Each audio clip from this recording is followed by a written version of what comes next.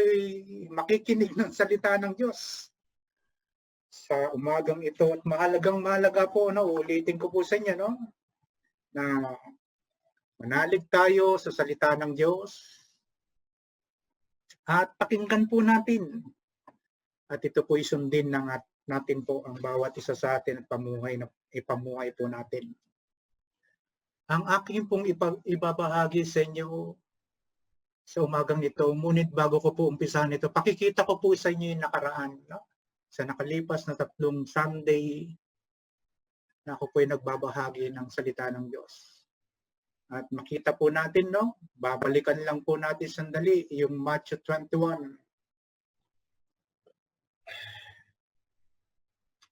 Ang tema po ng Matthew 21 po, no, ng ipagkatiwala ng Panginoon sa mga nagtatanim.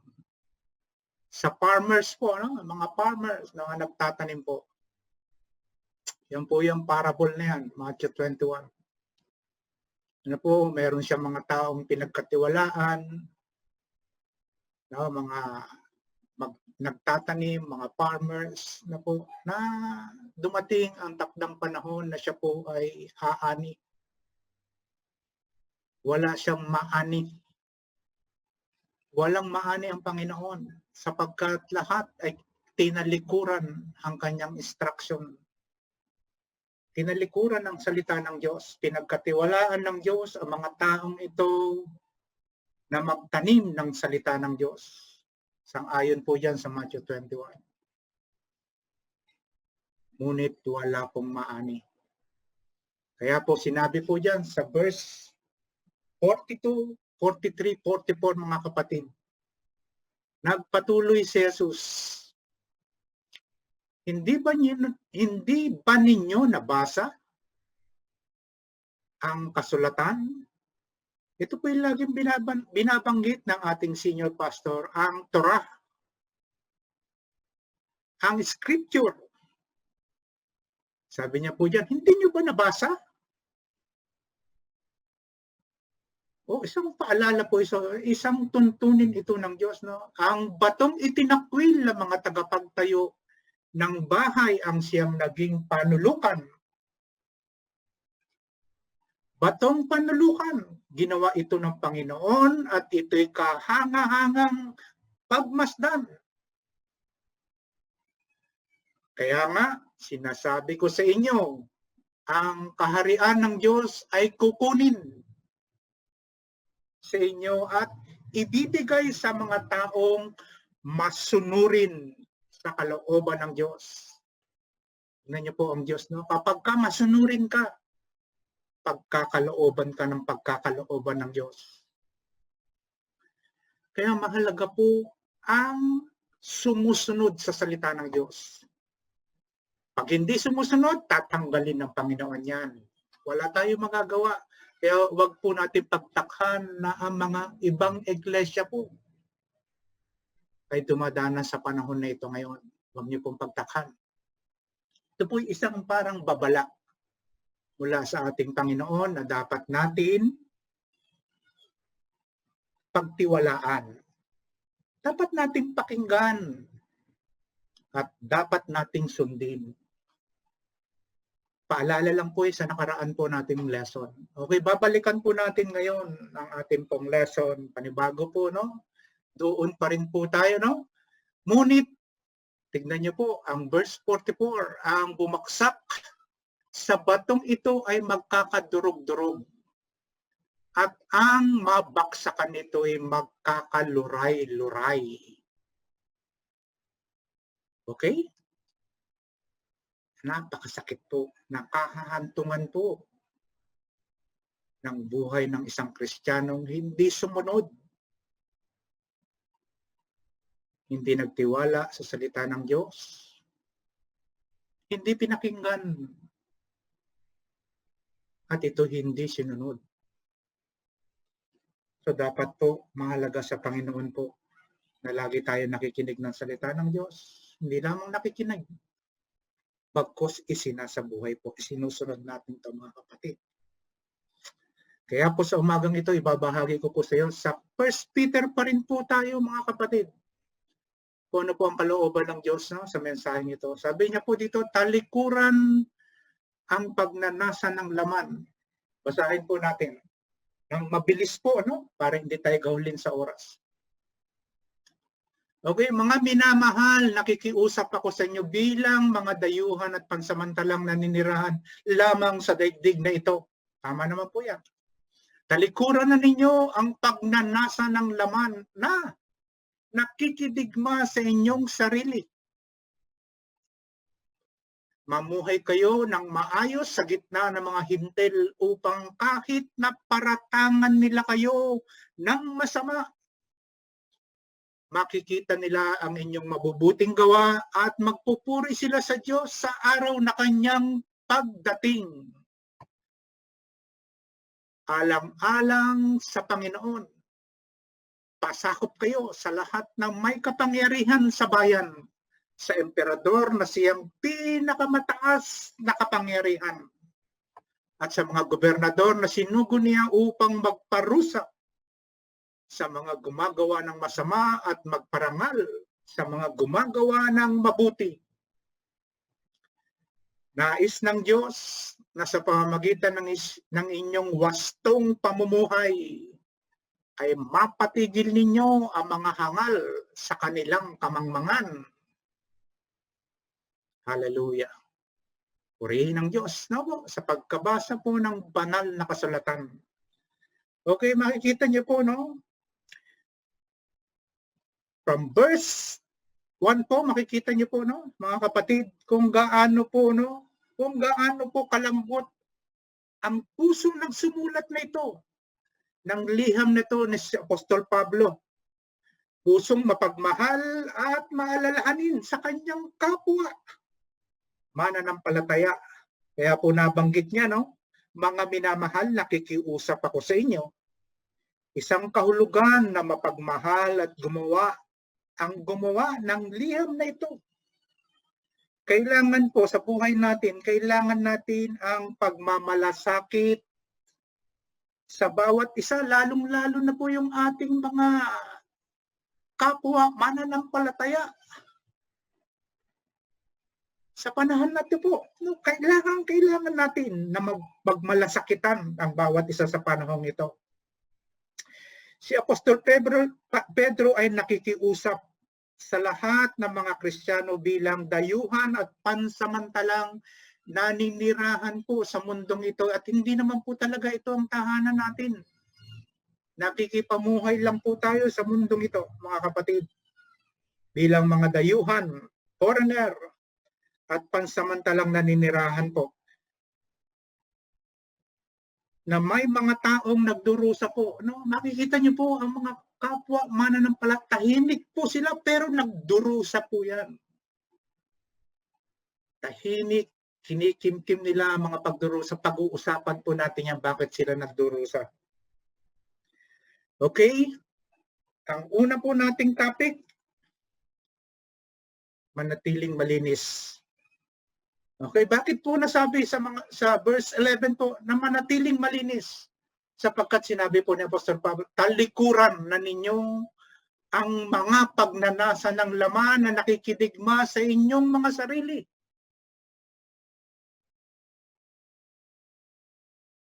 Sa pamamagitan po ng spiritual, sa pamamagitan po ng ating flesh at ng kasalanan. Hindi sila magkasundo sa iisang katawan ng tao. Kung inyo po napapansin ang pagtalikod ninyo sa mga pagnanasa ng laman, ito po ay isang kautusan ng Diyos. Amen po ba? Tingnan po natin sa Exodus. Pansinin niyo po, isang tuntunin, isang instruction na binanggit po sa Torah,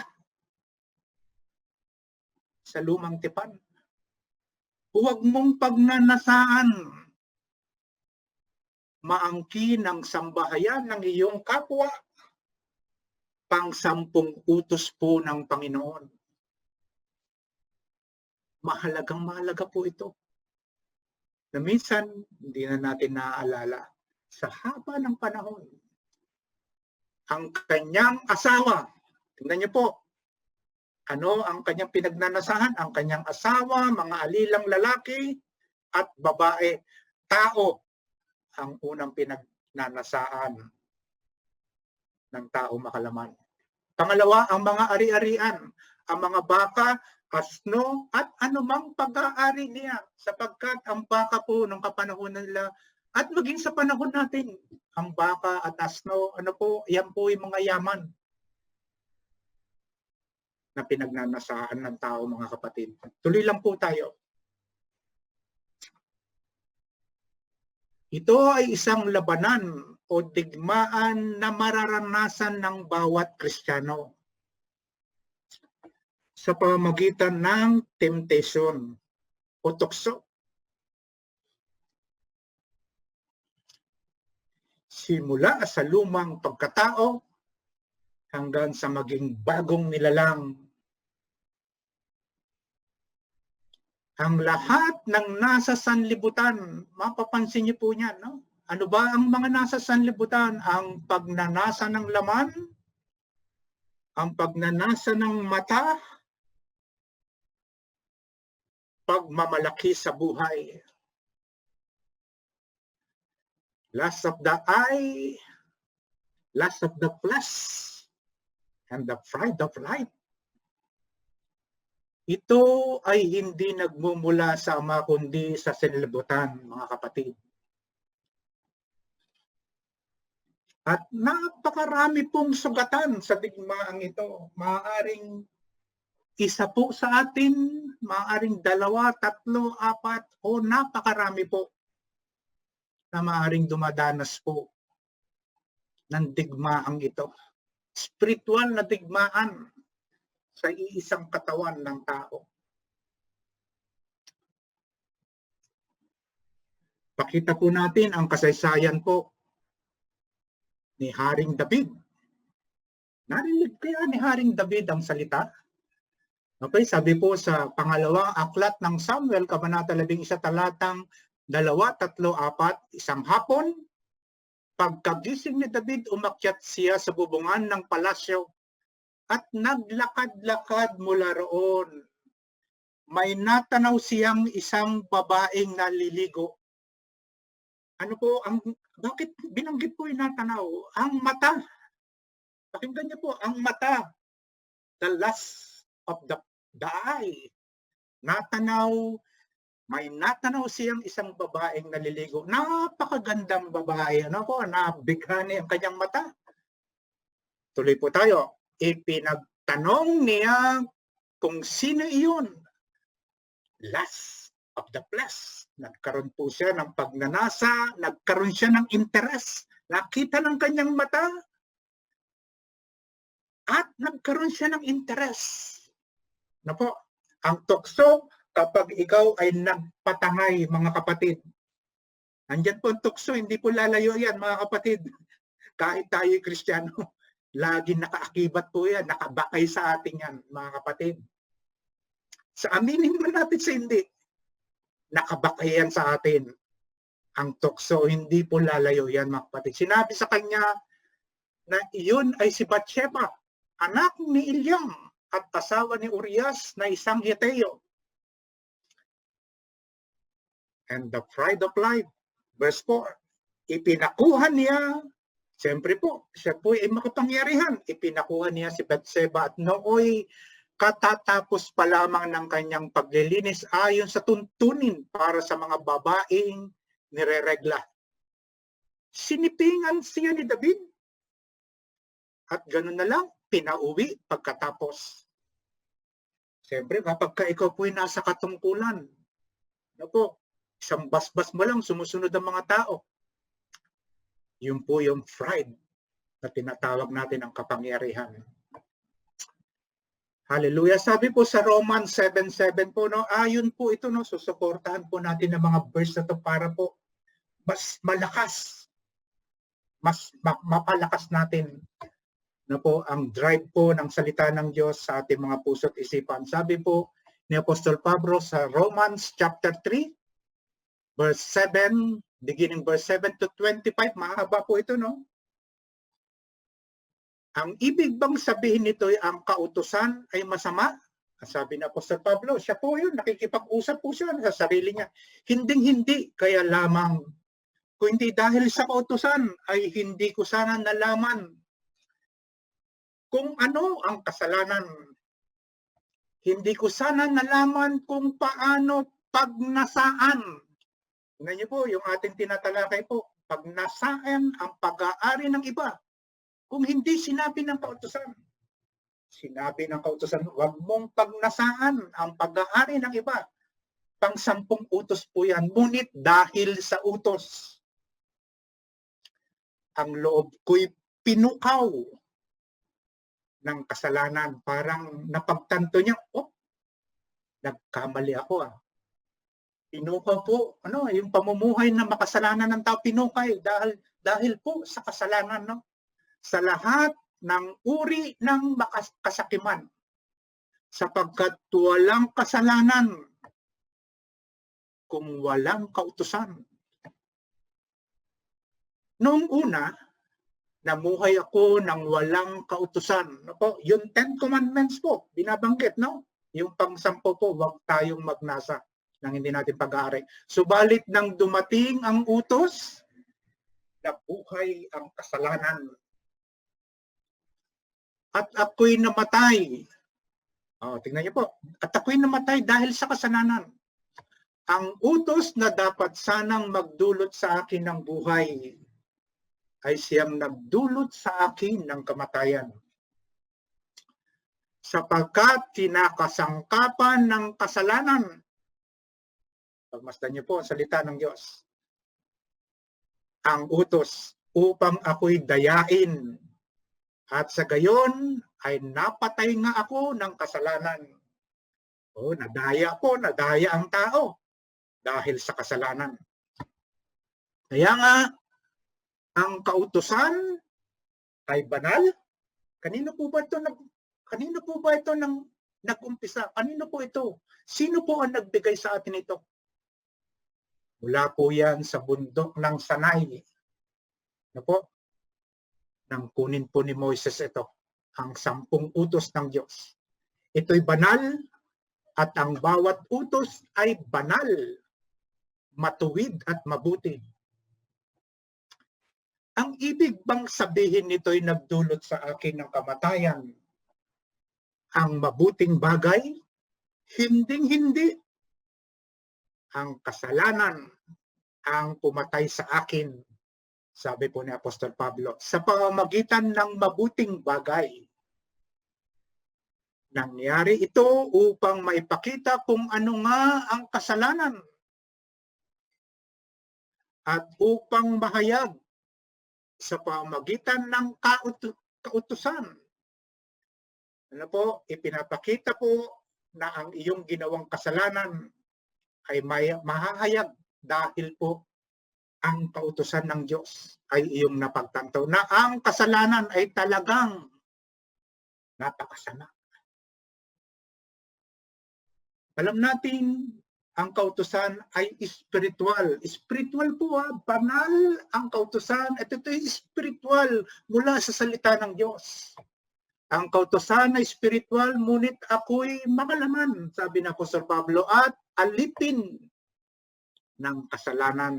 3 pong bagay ang pinapakita dyan. Nandiyan dyan ang kautusan, ang tao makalaman, at ang kasalanan. Hindi ko maunawaan ang aking sarili sapagkat hindi ko ginagawa ang gusto ko. Sa halip, ang kinasusuklaman ko ang siya kong ginagawa. Ngayon, kung ginagawa ko ang hindi ko gusto, nangangahulugang sumasang-ayon ako na mabuti nga ang kautusan. Kung gayon, hindi na ako ang may kagagawan niyon kundi ang kasalanang naninirahan sa akin. Alam kong walang mabuting bagay na naninirahan sa aking katawan. Makalaman. May kakayahan akong naisin ang mabuti Tama naman po yan, no? Meron tayong naisin na gumawa ng mabuti, ngunit hindi ko malalamang ito magawa sapagkat hindi ko ginagawa ang mabuting gusto ko. Ang masamang hindi ko gusto ang siya kong ginagawa. Tingnan niyo po, no, ilagay po natin mga kapatid ang ating sarili. Totoo po ang sinasabi ng salita ng Diyos. Hindi po maipagkakaila. Kitang-kita po ng Diyos ang ating pamumuhay, mga kapatid. Salamat sa salita ng Diyos na sapagkat hindi ko ginagawa ang mabuting gusto ko, ang masamang hindi ko gusto ang siya kong ginagawa. Verse 20, kung ang ginagawa ko ay hindi ko nais, hindi na akong gumagawa nito, kundi ang kasalanang naninirahan sa akin.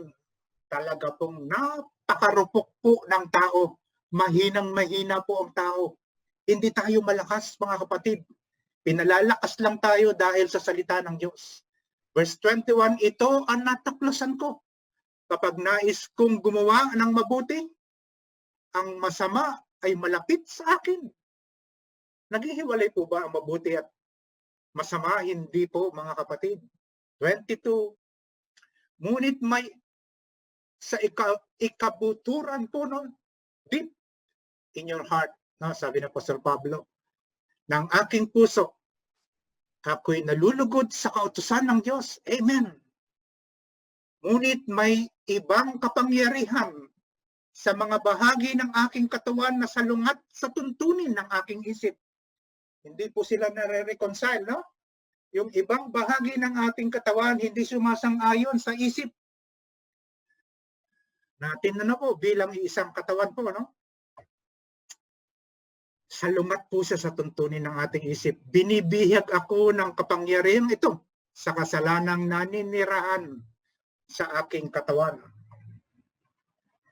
24, may kaysaklap ng aking kalagayan, sabi po ni Apostol Pablo. Napagtanto niya po, kaysaklap ng aking kalagayan. Sino ang magliligtas sa akin mula sa katawang ito na nagdadala sa akin sa kamatayan? Praise the Lord. Wala nang iba pa kundi ang Diyos sa pamamagitan ni Jesucristo na ating Panginoon. Salamat sa Kanya, ito nga ang kalagayan ko.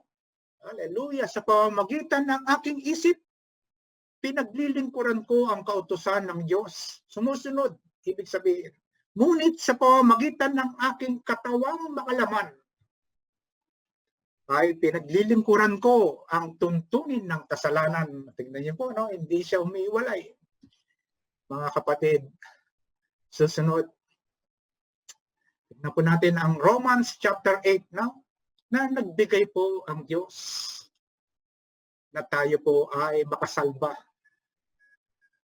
Makasalba po, no? Sa bawat tukso, problema, trials na ating kinakaharap sa buhay, no? Naglalaban-laban po ito sa ating mga katawan. Ang kautusan at ating makalaman at ang kasalanan. Kaya nga wala nang kahatulang parusa sa mga taong nakipag-isa na kay Kristo Jesus. Purihin ang Diyos.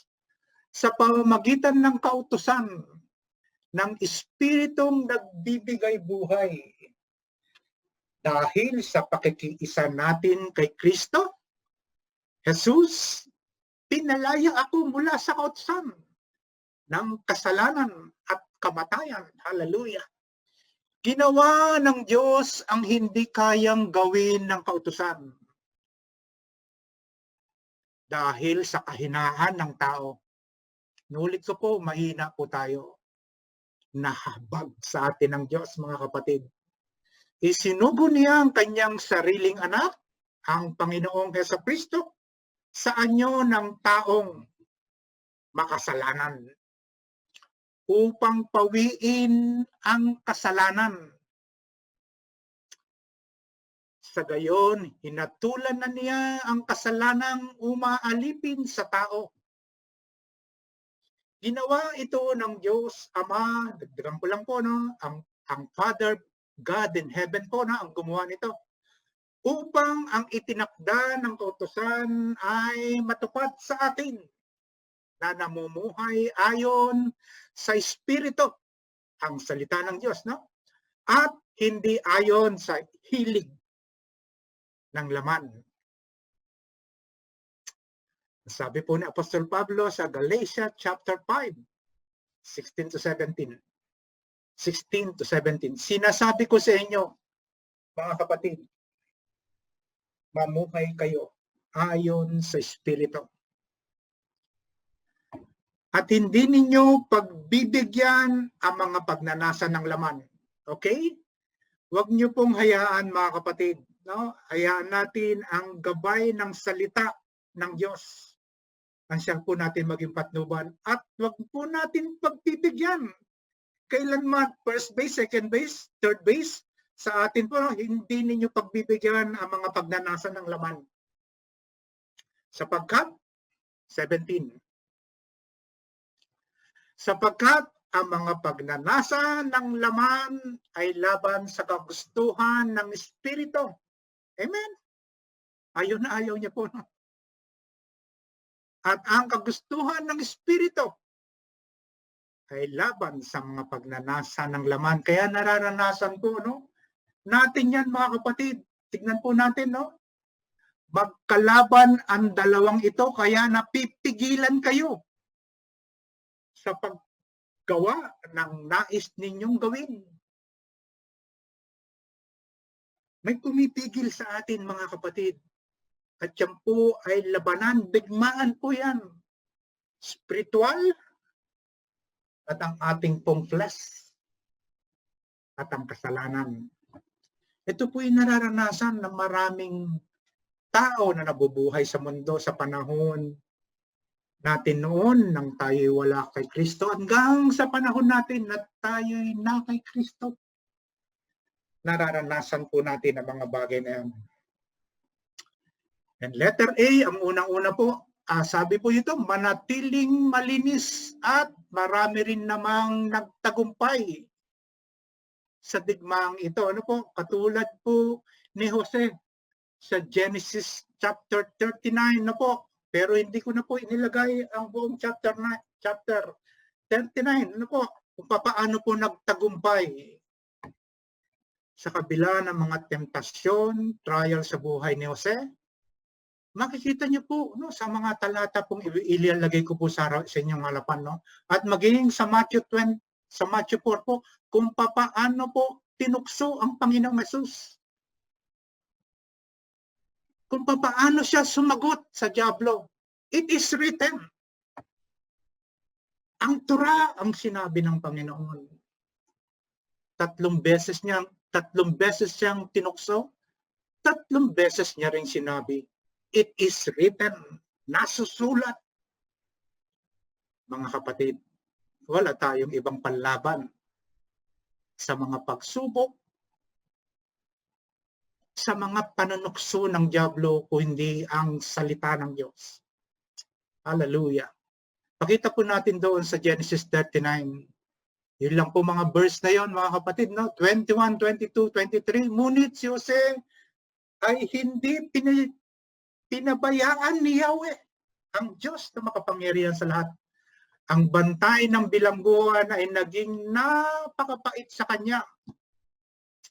Si Jose ay ginawa niyang tagapamahala ng lahat ng mga bilanggo at siya ang tanging nagpapasya kung ano ang gagawin sa loob ng bilangguan, kung paano po siya pinagkatiwalaan ng Panginoon. Verse 23, hindi na halos nakikialam ang bantay ng bilangguan sa ginagawa niya sapagkat si Yahweh ay kasama nito. O pagkakasama mo ang Panginoon, magtatagumpay ka, kapatid. Kasama nito at pinagtatagumpay siya sa lahat niyang gawain. Sunod, sabi po ni Moses kay Joshua nang mamamatay na po si Moises. Nung matatapos na po ang buhay ni Moises, pinagkatiwala niya na po kay Joshua ang pamamahala sa mga Israelita. Sabi niya po dito sa Joshua 1:1, huwag mong kaliligtaan, basahin ang aklat ng kautusan. Ilagay po natin ang Torah.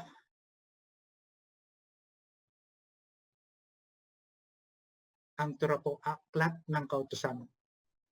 Ang sabi, ang instruction ni Moses kay Joshua, pagbulay-bulayan mo ang mga iyon araw man at gabi. Ibig sabihin po, pag-aralan ang salita ng Diyos araw man at gabi. Ano po ang pangako ng salita ng Diyos? Upang matupad mo ang lahat ng nakasaad doon. Sa ganoon, magiging masagana at matagumpay ang iyong pamumuhay. Hallelujah! Hallelujah! Gumawa ang Diyos ng isang panustos, mga kapatid. Panustos, ibig sabihin provision po. Masyadong malalim po ang ginamit kong salita. Provision po yan sa wikang Ingles. Para sa ating lahat, upang mapagtagumpayan ang lahat ng pagsubok. 1 Corinthians 10:13, wala pang pagsubok. Ito po yung panustos na sinasabi po, provision ng Diyos. Wala pang pagsubok na dumating sa inyo na hindi nararanasan ng ibang tao. Tapat ang Diyos. Tapat ang Diyos, mga kapatid. At hindi niya ipahihintulot na kayo'y subukin ng higit sa inyong makakaya. Sa halip, pagdating ng pagsubok, bibigyan niya kayo ng lakas upang makayanan ito at ng paraan upang malampasan ito. Hallelujah! Para ma-overcome po natin pagdating po ng mga temptation, trials po, no, sa pamamagitan ng salita ng Diyos, na lalampasan po natin. Hindi natin hinahakbangan po. Hindi po. Dapat po ang kalooban, no, ang tuntunin ng Diyos ang nasusunod sa atin, mga kapatid. Bilang matanda po ng iglesia, no po, ang ibinabahagin ko to para po sa kalakasan ng lahat. Bata man o matanda, no, palalakasin tayo ng salita ng Diyos. Verse 12 na po tayo, tapos na po yung verse 11, no? Manatiling malinis, pangalawa po, manatiling maingat. Sabi po ito, maraming tao na mapanuri at mapagmadiyag sa digmaang ito. Tunay naman po, no, na marami pong believers na nasa ating paligid, bilang mga Kristiyanong namumuhay sa mundong ito. Okay? Maraming tao ang mapanuri at nagmamatiyag sa ating sa digmaang ito. Nagwi-witness po, no? Okay, tuloy. Letter A, ang ibang tao'y nanonood sa atin at tinitignan kung ang ating pananampalataya ay tunay. Amen. Marami ang nag-aakala na hindi natin kayang magwagi sa digmaang ito. Number 2, ang ating buhay, pananampalataya, ay patuloy na sinusuri ng mga taong walang paniniwala sa Diyos. Yan po ay nararamdaman ng mga taong humahayo. Habang sila'y nakaharap sa maraming tao, nagbabahagi ng salita ng Diyos, sinusuri silang pilit ng mga taong nasa kanilang paligid. Gayon din naman dapat ninyong, ang instruction po ng salita ng Diyos, gayon din naman habang kayo namumuhay sa mundong ito, sabi po ni Apostol Pablo, dapat ninyong paliwanagin. Ang salita po, no? Ang salita ng Diyos ang magliwanag sa atin bilang mga mananampalataya ni Kristo. Na siyang ilaw sa harap ng mga tao upang makita nila ang inyong mabubuting gawa at papurihan ang inyong Ama na nasa langit. Hallelujah.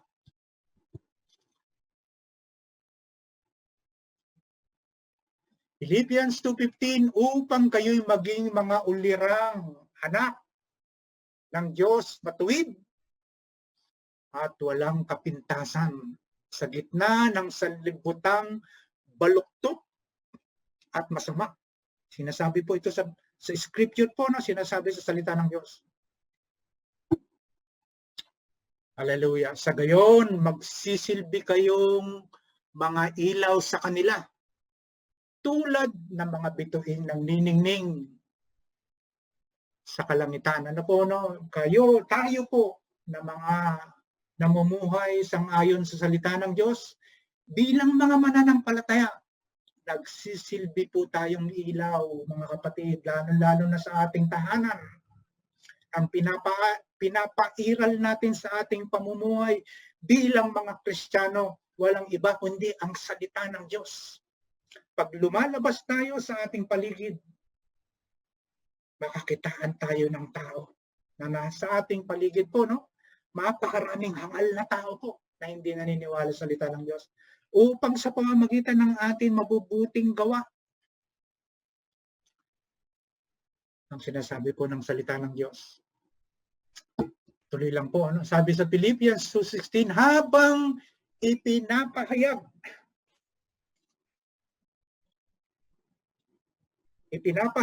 ninyo ang salitang nagbibigay buhay, habang ibinabahagi niyo po, habang isinasabuhay niyo po yan, mga kapatid.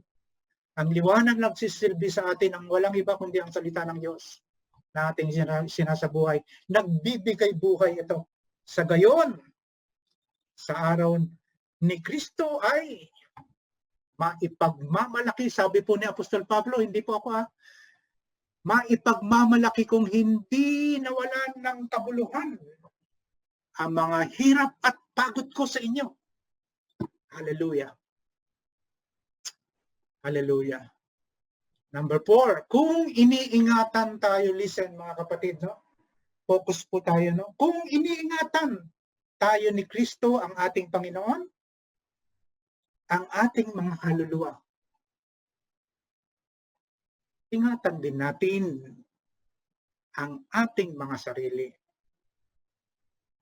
Ulitin ko po, no? Kung iniingatan tayo ng Panginoong Hesukristo, ang ating mga kaluluwa, ano po, pinananatili niyo pong malinis, maingat tayong namumuhay. Iniingatan ang ating kaluluwa ng ating Panginoon. Ingatan din natin ang ating mga sarili. Okay, no? Pang-tatlo po, no? Yung una po, no? Manatiling. Ano po yung una, mga kapatid? Manatiling malinis ang ating pamumuhay. Pangalawa, manatiling, susunod, maingat sa ating pamumuhay. Yan po yung mga batas ng Diyos, no, na pinaiiral po ng Panginoon. Mula sa Torah, sa Old Testament po, no? Ang 10 Commandments, makikita niyo po, no? At pangatlo po, manatiling sumusunod sa batas. Okay, basahin po natin yan, no? Romans 13 po, umpisa na po natin. Ang salita ng Diyos ay bahagi na ng ating buhay. Amen po ba?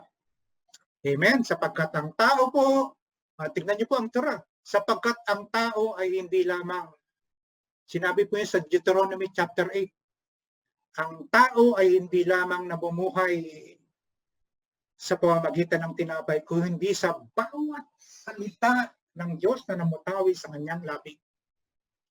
Ano po? Physical, spiritual. Kaya po naging bahagi na yan ng ating buhay bilang mga mananampalataya. Kaya po binanggit ko dyan, ang salita ng Diyos ay bahagi na ng ating buhay. Sabi po sa awit 119, verses 9, 10, and 11, paano mapapanatiling malinis ang pamumuhay ng sinumang tao sa kanilang kabataan sa pamamagitan ng pagsunod kanino? Sa banal mong kautusan. Buong puso ang hangad kong sambahin ka, paglingkuran, Huwag mo akong hahayaang sa utos mo ay sumuway. Hallelujah.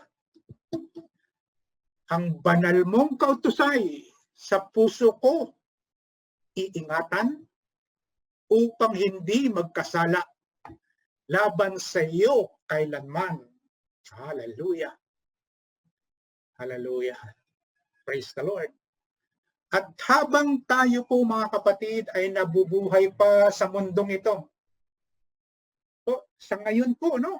Ngayon, buhay na buhay tayo. Tayo ay mamamayan ng sanlibutan ito. Hallelujah. At nararapat lamang na pasakop ang bawat isa sa batas na ipinatutupad sa lupa at ito ay dapat nating tupdin o sundin alang-alang sa Panginoon, mga kapatid. For God's sake, sabi po ni Apostol Pablo, nakikiusap siya. Hallelujah. Alang-alang sa Panginoon. Napapansin niyo po sa scripture, no, binanggit siya, emperador, ang pinakamataas na leader po sa Romano po, no? Sa bansang Romano, ang gobernador, sila ang may pinakamataas na katungkulan sa gobyerno ng Romano na gumagawa at nagpapatupad ng batas at may kapangyarihang magparusa sa tao na nakagawa ng kasalanan. At sa panahon po natin, no, from Old Testament, nakikita niyo po mga kapatid, no? And New Testament, Romans chapter 13, 1-7, ang bawat tao'y dapat pasakop. Naalala niyo po yung mga nakaraan po natin, no? Na ang asawang babae ay dapat po magpasakop. Instruction po ng Panginoon niya, huwag nating susuwayin po, mga kapatid. Mga nanay, no? Mga babae, kung kayo po ay hahantong ano po, sa pagpapamilya, dapat na ang babae po ay magpasakop sa kanyang asawang lalaki. Dapat ang lalaki ay mahalin ang kanyang asawang babae. Instruction po ng Diyos yan na dapat nating tupdin o sundin. Okay, bawat, sabi niya po diyan, pasakop tayo sa gobyerno sa panahon natin, no? Sapagkat sila po yung nasa katungkulan. Ang bawat tao ay dapat pasakop sa pinuno ng pamahalaan. Umiiral ang pamahalaan po ng ating pong Pangulo. Hallelujah. Totoo po yan, mga kapatid. Sapagkat walang pamahalaang hindi mula sa Diyos. At ang Diyos ang nagtatag ng mga pamahalaang umiiral sa mundong ito. Hallelujah. Kaya nga, ang lumalaban sa pamahalaan ay lumalaban sa itinalaga ng Diyos. Ano po? Kung lilalabanan natin ang gobyerno, mga kapatid, sinusuway natin ang instruction ng gobyerno, tuntunin ng gobyerno, kautusan ng gobyerno, nilalabag natin ang Panginoon.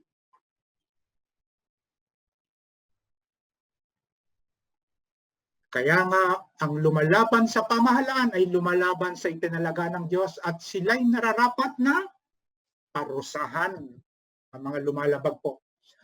Ang mga pinuno ay hindi dapat katakutan. Huwag natin silang katatakutan, mga kapatid.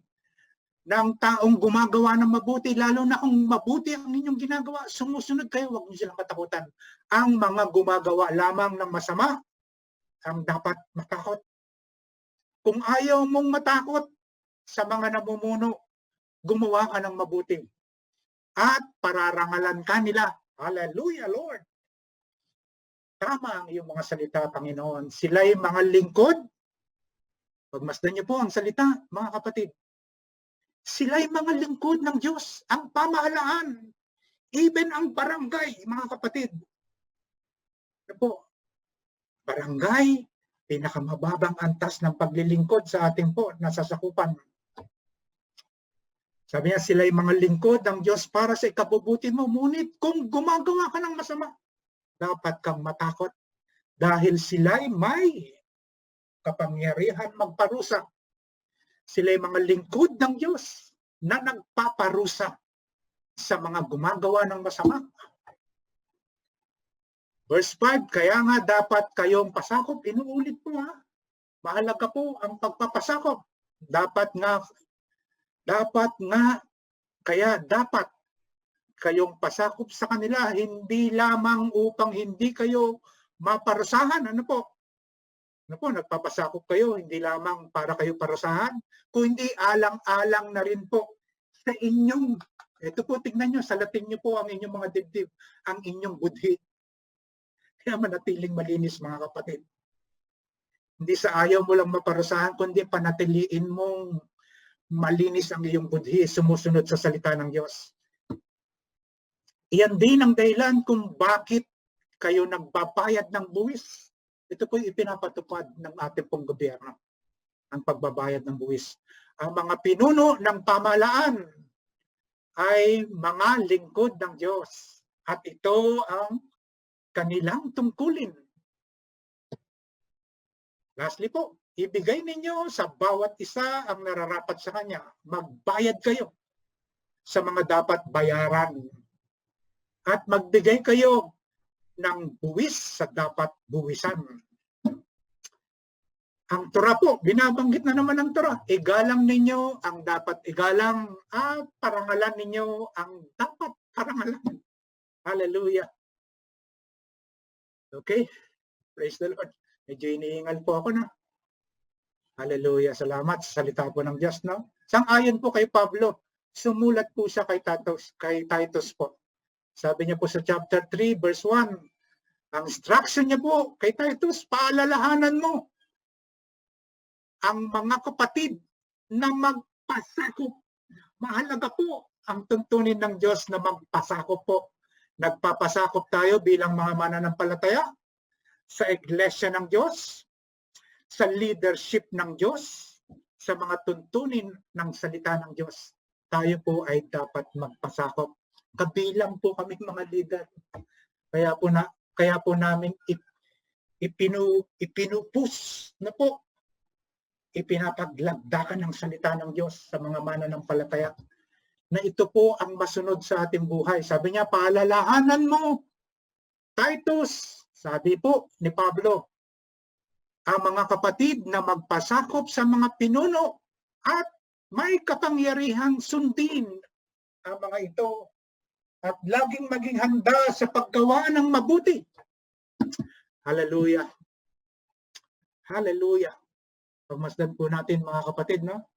Sa lahat po ng ating mga binasa at napakinggan, may tatlo po akong babanggitin sa inyo mga kapatid. Hallelujah. Ang sabi po ni Apostol Pablo po, no? Sa scripture po, no?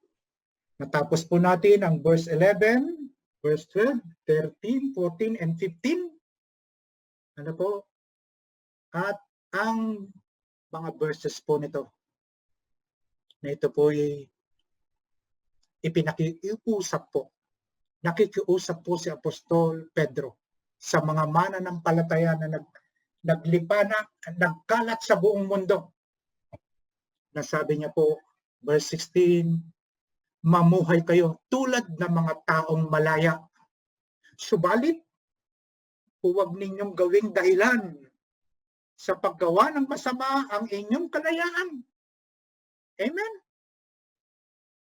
Sa halip mamuhay kayo bilang mga alipin ng Diyos.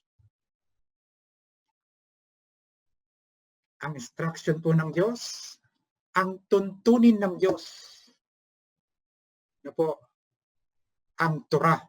Igalang ninyo ang lahat ng tao. At mahalin ang mga kapatid kay Kristo. Mamuhay kayo ng may takot sa Diyos. Po, takot po ang nais ng Diyos. Natatakot tayo, no? Na gumawa na mga bagay na hindi po nakakalugod sa Panginoon. At igalang ninyo ang emperador. Sa panahon natin, igalang natin ang presidente ng Pilipinas. Hallelujah. President Duterte po, na nagpapatupad ng batas sa ating bansang Pilipinas sa panahon na ito po, no? And lastly po, mga kapatid, magtiwala sa salita ng Diyos. Hallelujah. Trust in God.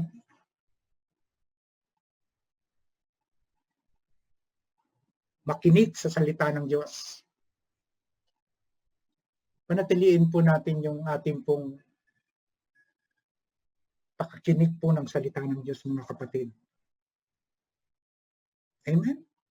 At hindi lamang po tayo nakikinig, kung hindi sundin po natin ang salita ng Diyos. Sumunod sa salita ng Diyos. Hallelujah. Trust, listen, and obey. Praise the Lord. Makikita niyo po ng ating buhay po ay pasasaganahin ng Diyos, mga kapatid.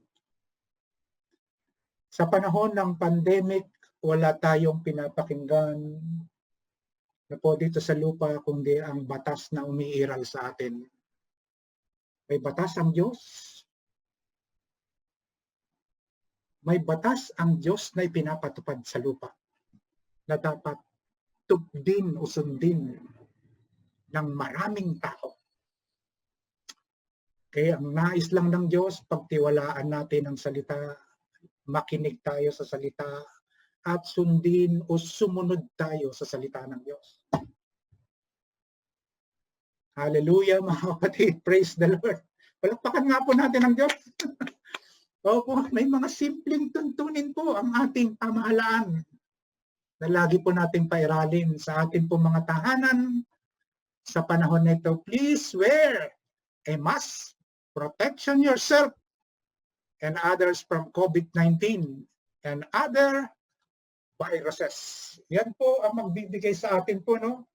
Nais ko po na maging makipagtulungan tayo sa gobyerno po natin. Sa panahon natin na tayo po yung mga leader, no? Na tayo yung mamamayan ng Diyos.